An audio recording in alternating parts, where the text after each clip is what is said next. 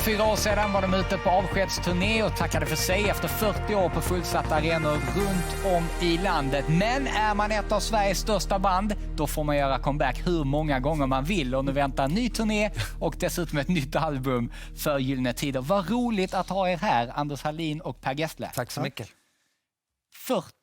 Över 40 år som ni har hållit på med Gyllene Tider nu. Är det fortfarande lika kul? Roligare, va?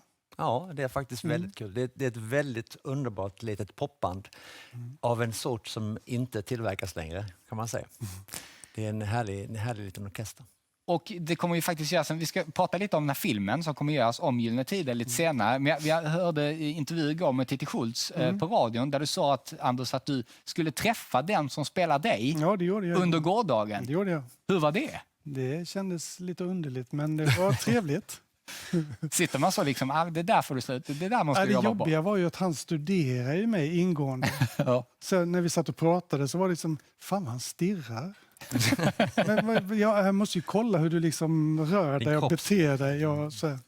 Du kände dig iakttagen. Ja, verkligen. Ja, kul. Vi ska prata mer om filmen och massa annat om en stund. Men först så ska Filip ge oss lite nostalgi. Berätta lite om magiska Gyllene Tider. Och vi börjar på 1979 då Gyllene Tider grundas i den form vi känner dem. Då Anders Hallin ansluter till de övriga 4 medlemmarna och gör kvintetten komplett. 1982 släpper gruppen superhitten Sommartider som blivit lite av ett inofficiellt soundtrack som ni hör här i bakgrunden till den svenska sommaren. Men bara 3 år senare, 1985, splittras gruppen och ska nu ta en lång paus. Det tar faktiskt 10 år innan den officiella återföreningen äger rum 1995. Och tanken är då att bara göra en enda spelning i Halmstad. Men den här spelningen lockar mer än 15 000 besökare och ger mer smak.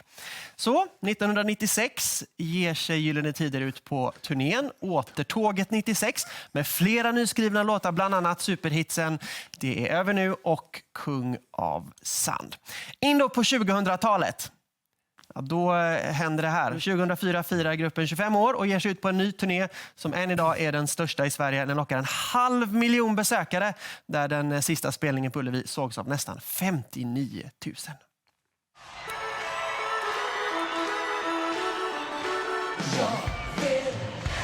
Stefan?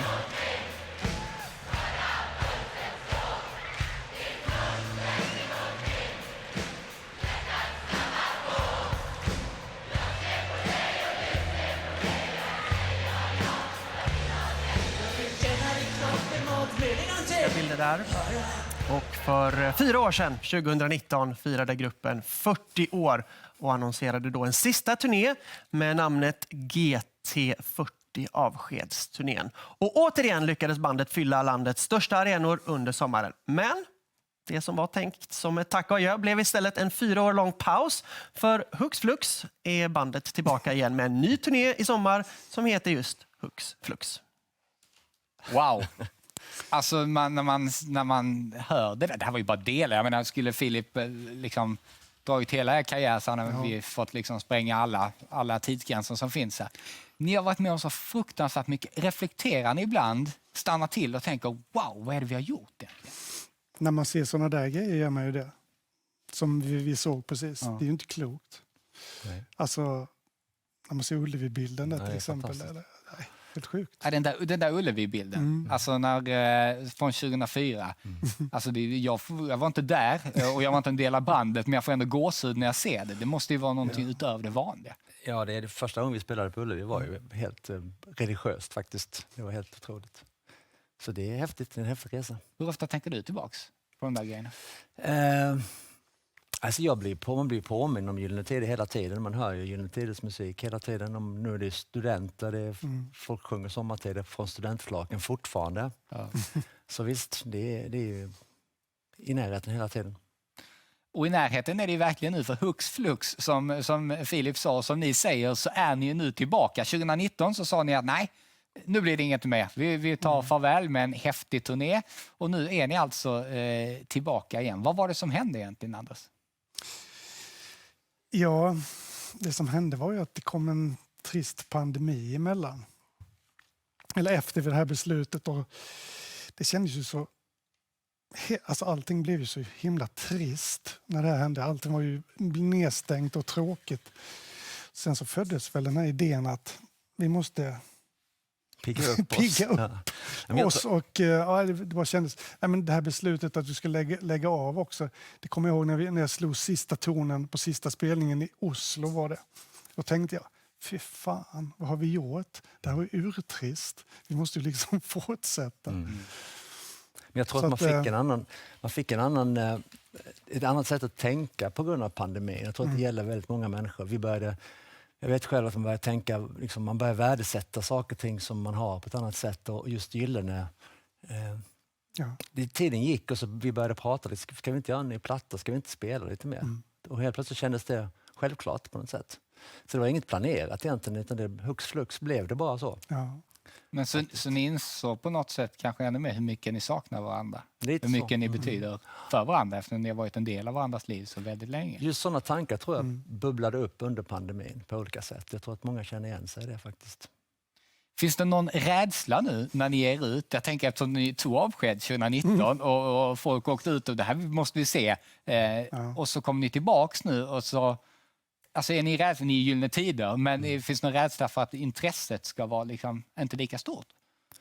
Det vet man ju aldrig liksom, vi vet ju att det är stort intresse. Så att, men man kan ju aldrig det får ni veta. bekräftat med utsålt. Ja, precis. Ja. Men alltså, varje grej man gör är ett nytt projekt. Man kan inte ta någonting för givet alls. Men vi har ju en sån enorm skatt att stå på. Liksom, så att det känns ju helt rätt att göra det här tycker jag. Det får man jag hoppas att det blir fler grejer efter så vi inte gör fler avskiljningar. Nej, det hoppas vi verkligen inte. Hur är det, för nu ska ni ge ut på turnéliv då, som inleds då den 7 juli i Halmstad. Hur är det att turnera nu jämfört med kanske då för 40 år sedan? Det är ju lite lättare nu. På vilket sätt? Nej, men nu är det ju... På den tiden bar vi ju våra grejer själv och inte du kanske.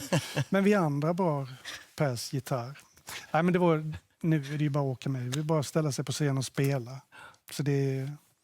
Fast det är samma vänt. Alltså, det enda som är roligt med att turnera egentligen det är ju att stå på scen. Ja. Allting annat är ju en väntan på att få stå på scen. Det är ju den här kommunikationen och energin som man får av publiken och att man känner den här kärleken. Det är ju liksom det man lever för på något sätt. Resten är ju bara sömnpiller. Och det är väntan på flyg och det är väntan i långa bussresor och allt det där. Och nya hotellsängar varje natt. Men kan man njuta av den väntan på ett annat sätt nu då kanske? Nej, alltså, nej egentligen inte. Alltså, men som jag sa innan, att man kan aldrig ta någonting för givet. Och det är väldigt häftigt att få vara med i det här bandet och få spela på de här scenerna och möta den här publiken. Det är ju liksom så. Fast när vi åkte i vår lilla turnébuss för 40 år sedan när vi började, det var också häftigt. Det här lilla gänget som åkte runt. Då hade vi inte väntat lika många år. Nej, men det var också en grej som man lär sig. Man svetsas ju ihop. Det är sant.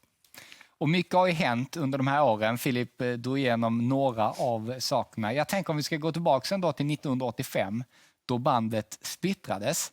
Och det skedde på ett möte i Halmstad. Men anledningen var, Anders, väl att du flyttade till Stockholm? Nej, det var att vi liksom tyckte att vi inte kom någonstans med vår musik.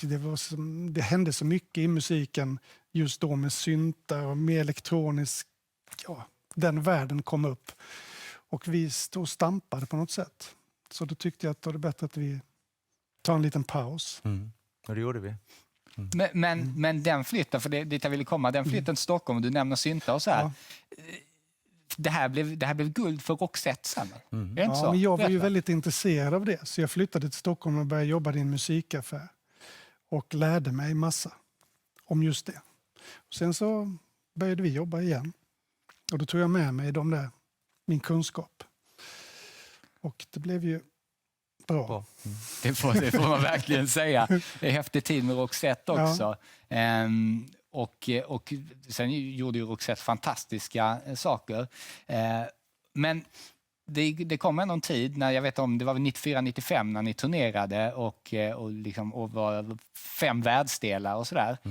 Men då började du skriva musik igen i olika hockeyhallar i Japan, var det inte så? Liksom för Gyllene Tider, att då började det tändas en gnista för Gyllene Tider igen, eller? Ja, alltså det var ju så att den här Crash Boom Bang-turnén du hänvisar till, den slutade 95. Och vi skulle ta paus med Roxette i några år för Marie skulle få barn och så vidare. Så då passade jag på att skriva, så jag beskrev det är över nu, skrev jag faktiskt i en ishall i Japan i väntan på att få spela in med Gyllene sen. Så det var ju alla de låtarna, det är över nu, Kung av Sand, Juni, juli, augusti, Gå och fiska. Så det var en härlig tid också. Du får åka tillbaka till den där ishallen. Det låter magiskt. Är det ofta man skriver på sådana här oväntade platser? Ja, alltså som låtar kommer till en? Eller absolut, man kan skriva vad som helst bara man är motiverad. Så är det. Och nu väntar alltså, förutom då turné och album, den här filmen om Gyllene Tider. Berätta lite om vad det är vi kommer att få se. Har den premiär nästa år eller? Ja, det tror jag. Så Ja, vid den här tiden kanske. Nästa sommar. Ja. Ja, det är ingen film om oss som, ska man säga, som ett band på det viset. Vår framgång. Och, Det är ingen dokumentär. Nej, ingen dokumentär. Utan det är mer som om 5 killar från en liten håla som lyckas. Mot alla odds. Ja. Ja.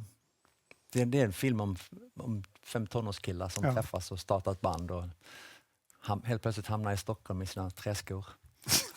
Jag försöker komma in på Café Opera. Har det hänt? Atlantic. Med träskor? Försök in på Ja, det har Café Opera? hänt. Ja, vi kom in. Ja, ni kom in? Trots träskorna? Ja. Ja, det är skoj. Hur involverade är ni i filmen? Liksom? Är ni involverade i någonting? Nej, men vi får väl läsa manus och tycka. Ja, men vi har ju varit med hela tiden för att manuset är ju vår story liksom. Så det är klart att vi har ju berättat en massa anekdoter och så det har ju blivit manuset på något sätt. Ja. Så vi är ju som någon sorts facit, men sen är det klart att det är fixat så att det blir en intressant och rolig film. Det är ett väldigt roligt manus, mycket skratt och mycket gråt faktiskt, precis som det var på riktigt. Så det är en härlig film. Känns det läskigt att sen se det här? Att man... Ja, alltså de flesta människor som får vara med om en sån här film har ju redan dött, så det ska bli mycket märkligt att se det här. Ja, Men Anders har ju träffat sin mini-Anders. Men du har inte träffat din mini-Per? Jag har träffat mini-Per också. Ja, vad tyckte du om honom? Han är fantastisk. Vad trist det hade varit om du sa det där, jag är orolig faktiskt, det här kan bli skit. han är skit. Nej, det ska bli spännande att se filmen. Det ska bli väldigt roligt. Jag talar för många där ute när jag säger att det ska bli väldigt roligt att ni är igång igen, att det blir ett nytt album och ny turné. Och stort tack för att ni kom till Efter 5. 1-9. 7 juli, Halmstad, då startar vi.